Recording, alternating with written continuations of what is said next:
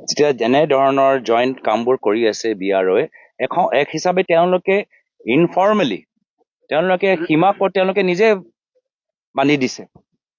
যি সময়ত আমাৰ এটা স্থায়ী সমাধান লাগে, আমাক এটা বৰ্ডাৰ দিয়ক, যে এইটো আমাৰ বৰ্ডাৰ, এইটো আমাৰ কোৰ্টে ৰায় দিয়ক, সেই সময়ত কেন্দ্ৰীয় চৰকাৰ নিজে পক্ষ কিয় লৈ আছে? কি কাৰণত পক্ষ লৈ আছে? আজি তাৰিখত তেওঁলোকৰ নৰ্থ ইষ্ট ডেমক্ৰেটিক এলায়েন্স গোটেইখিনিতো একেই মঞ্চত আছে, একেই ৰাজনৈতিক মঞ্চত আছে। প্ৰধানমন্ত্ৰীয়ে কয় অষ্টলক্ষ্মীৰ গৃহমন্ত্ৰী ইয়াত আহি থাকে। এইখিনি সমস্যাটো আজি তেওঁলোকে একে ষ্টেটাছ কোও নহয়। লাহে লাহে লাহে লাহে লাহে আমাৰ ষ্টেটাছে কমি আহিছে। ষ্টেটাছ কোও নহয়।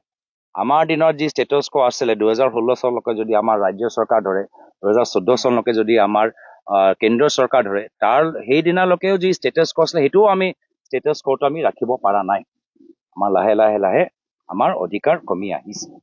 তো এই ক্ষেত্ৰত যদি চাৰেণ্ডাৰ কৰিছে এইখন চৰকাৰ, ৰাজ্য চৰকাৰটো স্পষ্টীকৰণ দিয়ক। যদি কেন্দ্ৰীয় চৰকাৰে নিৰ্ধাৰিত কৰিয়ে লৈছে, তো লুকাই লুকাই নাগালেণ্ড চৰকাৰক আৰু অধিকাৰ দিয়াতকৈ মুকলি কৰক। লাহে লাহে লুকাই লুকাই এইবোৰ চব কাম কিয় কৰি আছে? স্পষ্ট হওক।